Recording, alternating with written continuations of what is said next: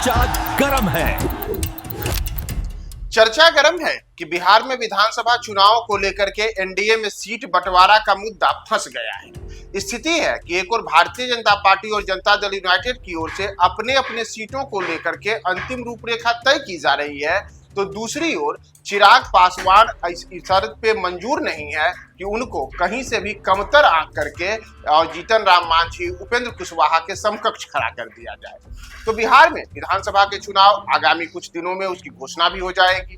तो उन घोषणाओं के पहले एनडीए में सीट बंटवारा को लेकर के किस प्रकार का पेच फंसा है और कौन सा दल इस बार कितने सीटों पर दावा ठोक रहा है और कितने सीट उन्हें मिलेंगे, इन तमाम मुद्दों पर बात करने के लिए हमारे साथ हैं धीरेन्द्र और मैं हूं प्रियदर्शन। और एनडीए में सीट बंटवारा को लेकर के जो चर्चा गरम है, उस चर्चा गरम को आज हम आपके सामने पेश कर रहे हैं। तो धीरेन्द्र, हम सबसे पहले आपसे जानना चाहेंगे कि एनडीए के भीतर सीट बंटवारे को लेकर के किस किस्म की रस्साकसी है और चिराग पासवान की कौन सी शर्त है जो भाजपा और जदयू दोनों को असहज किए हुए है। देखिए, आपके अंतिम सवाल से ही शुरुआत करते हैं। चिराग पासवान मुख्य रूप से जो चाह रहे हैं वो बिहार की पॉलिटिक्स में सेंटर स्टेज पे आना चाहते हैं। यही कारण है कि वो आए दिन, हाल के कुछ एक दिनों के उनके बयान को देखें तो सरकार के खिलाफ लॉ एंड ऑर्डर पे इशू उठाते रहे। बाद में वो अपनी टोन को बदल भी लिए। मुझे बिहार बुला रहा है, ऐसा भी उनका स्टेटमेंट आया। वो एक बहुत बड़ी और कड़ी शर्त रख दिए हैं। बड़ी और कड़ी शर्त उनकी ये है कि पिछली बार हालांकि उनकी पार्टी को सिर्फ एक सीट पे सफलता मिली थी, लेकिन जिन जिन सीटों पर वो सेकंड नंबर और थर्ड नंबर पर रहने में कामयाब रहे थे, उन्हीं सीटों में से उन्हें सीटें चाहिए। ठीक है। अब पेच यहाँ पे ये है कि चिराग पासवान ने एक रणनीति के तहत 2020 के चुनाव में सिर्फ और सिर्फ जदयू के खिलाफ उम्मीदवार उतारा था। बिल्कुल। तो जाहिर सी बात है कि वो दूसरे पोजीशन पर हो, तीसरे पे हो, चौथे पे हो या किसी भी पोजीशन पे हो, सीधे सीधे वो जदयू की सीटों में हिस्सेदारी मांग रहे हैं। चूंकि उनका कहना ये है कि 2020 के इलेक्शन में हम अपनी राजनीतिक ताकत का मुजाहरा, हम अपनी राजनीतिक ताकत का प्रदर्शन जदयू के खिलाफ वाली सीटों पे ही किए हैं, इसलिए मेरा आधार वही बनता है। ये एक माने एनडीए कुल मिला के एक ऐसे पेच में फंस गई है जहां पर चिराग को रखना उनकी एनडीए की मजबूरी है और चिराग की मांग को मान लेना एनडीए के लिए एक बहुत बड़ी चुनौती है। मैं आपके पास आऊं उसके पहले कुछ आंकड़े अपने दर्शकों को बता दूं कि इस बार जो एनडीए में सीट बंटवारे को लेकर के चर्चा चल रही है, तो जैसा हमने 3 दिन पहले ही सबसे पहले बताया था कि एनडीए में भारतीय जनता पार्टी और जनता दल यूनाइटेड, इन दोनों के बीच सीट बंटवारे को लेकर करीब करीब सहमति हो चुकी है। दोनों दल 100 से 105 सीटों के आसपास अपने आप को व्यवस्थित किए हुए हैं। यानी कि अगर 100 सीट पर जदयू चुनाव लड़ेगी तो 100 सीट ही भाजपा की, और इसी तरीके के अगर 101, 2, 3, 4, 5 में जो भी आंकड़ा है तो भाजपा अगर उतनी सीटों पर आती है तो जदयू भी उतनी ही सीटें लेंगी। इसके अतिरिक्त एलजेपी की ओर से कम 40 सीटों की मांग की जा रही है, जिसमें से सूत्रों का कहना है कि एलजेपी को किसी भी हालत में नीतीश कुमार और भाजपा 20 से ज्यादा सीटें देने को तैयार नहीं है। यानी कि चिराग की शर्त के अनुसार केवल आधी सीटों पर समेटने की तैयारी।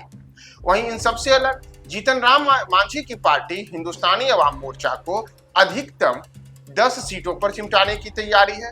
तो इसी तरीके से उपेंद्र कुशवाहा की पार्टी को मैक्सिमम 5 से 6 सीटें देने को लेकर के एनडीए जो भाजपा और जदयू है, इन दोनों के बीच भीतर खाने की चर्चा सूत्रों का कहना है हुई है। वहीं दूसरी ओर आज मैं आपको एक जो उनके जीजा हैं चिराग पासवान के, उनका एक बयान आया है कि हमने 43 सीटों पर कम से कम और इसके अतिरिक्त 137 सीट अधिकतम के बीच में कोई फिगर हमें चाहिए। दरअसल उन्होंने एक आंकड़ा बताया।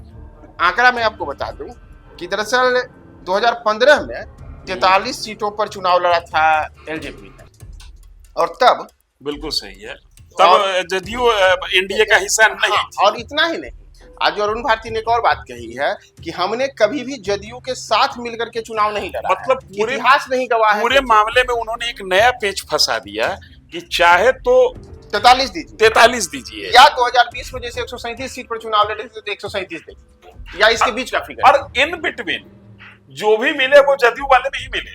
अब चूंकि लड़ाई तो इनकी जदयू से रही है। और मैं आपको एक और आंकड़ा बता देता हूँ, उसके बाद आप बताएंगे कि 137 सीटों पर 2020 के विधानसभा चुनाव में एलजेपी ने कैंडिडेट खड़ा किया। केवल एक सीट मटिहानी की थी जहां से उनके कैंडिडेट राजकुमार चुनाव जीते और उसके बाद नीतीश कुमार का तीर थाम करके उनके साथ अब निशाना लगा रहे हैं जी। दूसरे नंबर पर इनके 27 कैंडिडेट, जिन सीटों पर उन्होंने चुनाव लड़ा 137 में, उसमें केवल 27 सीटें ऐसी थी जहां इनके कैंडिडेट दूसरे नंबर पर रहे और 64 सीटों पर चिराग पासवान के उम्मीदवार तीसरे नंबर पर रहे। बिल्कुल। तो अब आप बताएं कि नीतीश कुमार आखिर कितनी सीटें उन्हें दे सकते हैं? देखिए, नीतीश कुमार कितनी सीटें दे सकते हैं, सबसे बड़ी परेशानी ये है कि उनको 5 सीट भी अगर मिलेगा तो वो जदयू के ही अगेंस्ट मिलेगा, क्योंकि उनकी जो दावेदारी है, टेक्निकली जो वो दावेदारी कर रहे हैं कि 37 सीट जहां पर हम सेकंड पोजीशन पे रहे थे, 27 सीट, तो वो 27 सीट जदयू के अगेंस्ट वो लड़े हैं। सवाल ये है कि एनडीए उनको 27 सीट देने के लिए तैयार हो जाए, मान लीजिए कि बार्गेनिंग बहुत टफ जाता है और 27 सीट देने के लिए एनडीए तैयार हो भी जाती है, तो फिर वो 27 सीट की कुर्बानी सीधे सीधे जदयू को देना होगा और जदयू उन 27 सीटों की कुर्बानी देने के लिए तैयार हो, ये असंभव सा मामला है। बहरहाल अभी जो सूत्रों के हवाले से खबर मिल रही है, उस खबर के मुताबिक 105 सीट पर जदयू, तकरीबन 100 सीट पर बीजेपी, 20 से 22 सीट के आसपास में एलजेपी चिराग पासवान की पार्टी, 8 से 10 सीट के आसपास हम जीतन राम मांझी की पार्टी और शेष बची हुई सीट को उपेंद्र कुशवाहा के और अन्य लोगों में एडजस्ट किया जाएगा। अब इसमें कुछ एक पेच फंस सकता है, उपेंद्र कुशवाहा भी बची हुई सीट पर एग्री कर जाए, ये एक बड़ी बात होगी। तो ऐसी स्थिति में ये बात हो सकती है कि उपेंद्र कुशवाहा क्या ही कैंडिडेट हो, लेकिन सिंबल बड़ी पार्टी मतलब जदयू या बीजेपी का हो सकता है। और उपेंद्र कुशवाहा बहुत ज्यादा बार्गेनिंग करने की स्थिति में है नहीं, विधानसभा में उनकी उपस्थिति है नहीं, लोकसभा में वो चुनाव कुछ एक कारणों से हार गए और राज्यसभा उनको भेजा गया है। तो ऐसी स्थिति में एक उपेंद्र कुशवाहा एनडीए में ऐसे हैं जो बोल तो सकते हैं विरोध में, लेकिन विरोध में जाने के लिए अभी वो उनके पास ताकत नहीं है। एक उसके बाद में आऊँ आपको जीतन राम मांझी की पार्टी को लेकर के भी, वो भी 40 सीट मांग रहे थे। आपने भी जैसा अभी बताया और हमारे पास भी सूत्रों का कहना है कि 8 से 10 सीटों पर समेटने की तैयार होंगे जीतन राम मांझी। नहीं, देखिए, मांगने के लिए 40 सीट वो मांग रहे थे। देखिए, होता क्या है कि इलेक्शन के 6 महीना पहले या साल भर पहले पार्टी अगर ये कह दे कि हम 10 ही सीट पर मान जाएंगे तो पार्टी के कार्यकर्ताओं में निराशा हो जाएगी। जाहिर सी बात है कि हर पॉलिटिकल पार्टी जो छोटी है उसके तो बहुत ज्यादा प्रयास करना है बड़ी पार्टी बनने के लिए। 40 सीट वो मांग रहे थे इस आधार पर कि हम 40 सीट सेलेक्ट किए हैं, जिन 40 सीटों पर हमारी अच्छी दावेदारी हो सकती है। लेकिन जो मेरे पास खबर है, जो हम उन ऑफ द रिकॉर्ड जो हम पार्टी के नेताओं से बातचीत होती है, उसमें डबल डिजिट में अगर हम पार्टी को एनडीए सीट देती है तो हम मतलब जीतन राम मांझी की पार्टी HAM, जीतन राम मांझी की पार्टी एनडीए में खुशी खुशी रहेगी, अपनी सीट पर भी लड़ेगी और दूसरी एलाइज सीटों पर भी वो ट्रांसफर कराने की कोशिश करेगी। हम के तरफ से एनडीए में कोई समस्या नहीं है। अच्छा। जो समस्या है वो चिराग की तरफ से है और ये चिराग ऐसा है जो कमिटेड है कि हम घर में रोशनी करेंगे तो किसी खास के और घर में आग लगाएंगे तो किसी खास के। जो जैसे अगर 2020 का यहाँ पर आंकड़ा देखिए, विधानसभा चुनाव में जब एनडीए में सीट बंटवारा हुआ था, उस दौरान जेडीयू ने 115 विधानसभा सीटें पे चुनाव लड़ा था, जबकि भारतीय जनता पार्टी 110 सीटों पे चुनाव लड़ी। भाजपा 74 सीटें जीतती है और जदयू 43 सीटों पे सिमट जाती है। उस दौर में मुकेश सहनी की पार्टी वीआईपी भी इनके साथ होती है, जो 11 सीटों पर चुनाव लड़ती है और जीतन राम मांझी की पार्टी हम तब 7 सीटों पे चुनाव लड़ती है। तो क्या 7 से ज्यादा जीतन राम मांझी को और इसके अलावा जो अन्य उनके घटक दल हैं उनके लिए किस प्रकार की परिस्थिति हो सकती है? देखिए, जीतन राम मांझी को 7 से ज्यादा सीट मिल सकती है। वैसे 8 से 10 के बीच में सीट इनके लिए लॉक होगा। एक बड़ी खबर और एक चौंकाने वाली खबर ये हो सकता है, मैं इस पर दावे के साथ नहीं कह रहा हूं, लेकिन पॉलिटिकल एरिया में ये खबर बड़ी तेजी से फैल रही है कि मुकेश सहनी महागठबंधन से स्विच करके एनडीए की ओर आ सकते हैं। पिछले बार भी अंतिम क्षण पर, बिल्कुल जिस समय महागठबंधन ने सीट अनाउंस किया, मुकेश सहनी की पार्टी के नाम पर एक भी सीट की घोषणा नहीं हुई, तब मुकेश सहनी, याद होगा आपको भी कि प्रेस कॉन्फ्रेंस से निकलते हैं, बोलते हैं कि पीठ में छुरा भोंका गया, दिल्ली जाते हैं, अमित शाह से मुलाकात होती है, सुशील मोदी से मुलाकात होती है और 11 सीट उनको दिया गया। मैंने सुशील मोदी से एक इंटरव्यू में पूछा भी था कि मुकेश सहनी को 11 सीट, तो सुशील मोदी ने स्वीकार किया कि उत्तर बिहार में तकरीबन 50 से 55 सीट ऐसे हैं जिन पर मल्लाह जाति की, जिसका जो इनका आधार वोट बैंक माना जाता है, उनकी एक प्रभावकारी संख्या है, इसलिए 11 सीट देना बहुत गलत नहीं है। तो ये एक संभावना बन सकती है कि मुकेश सहनी भी एनडीए में आ जाए और ऐसी स्थिति में कुर्बानी न सिर्फ लोजपा को और हमको देना होगा, कुर्बानी बीजेपी और जदयू भी देगी। ये लड़ाई जो है 2025 की लड़ाई जो है बिहार की, ये केंद्र सरकार के लिए और इंडिया अलायंस के लिए डू एंड डाई की लड़ाई है। इंडिया अलायंस अगर यहां पर हार जाती है तो फिर पार्टी को एक नए नैरेटिव पर चुनाव लड़ना होगा, क्योंकि इसके पहले वो पिछड़ों के नैरेटिव पर 3-4 विधानसभा चुनाव लड़ी, राजस्थान, मध्य प्रदेश, छत्तीसगढ़, वहां पर उसको पटकनी खाना पड़ा। लोकसभा चुनाव जिस एजेंडे पर लड़ी उस पे वो पटकनी खाना पड़ा। इस बार एसआईआर के मुद्दे पर वो चुनावी बैतरनी में बिहार में उतरना चाह रही है, और अगर इस मुद्दे पर भी इंडिया अलायंस को सफलता हाथ नहीं लगती है तो इंडिया अलायंस को भी अपने पॉलिटिकल नैरेटिव को फिर से गढ़ना होगा।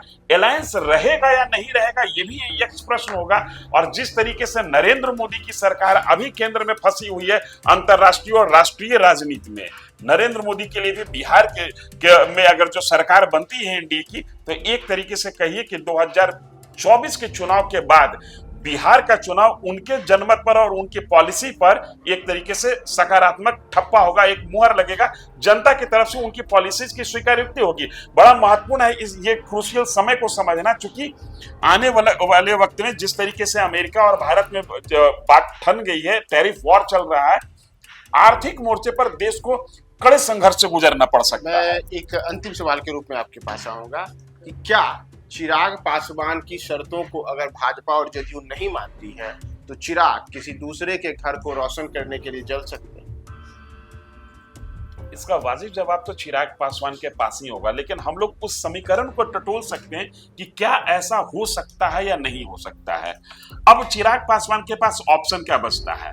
पहला ऑप्शन महागठबंधन। महागठबंधन में तेजस्वी के नेतृत्व को चिराग पासवान को स्वीकार करना होगा, वहां पर दूसरा कोई लीडर नहीं हो सकता है। कांग्रेस स्वीकार करे या नहीं करे, बिहार की जनता जानती है कि महागठबंधन में सीएम फेस कौन है, तो तेजस्वी यादव है। दूसरा विकल्प चिराग पासवान के पास है, जन सुराज के साथ जा सकते हैं।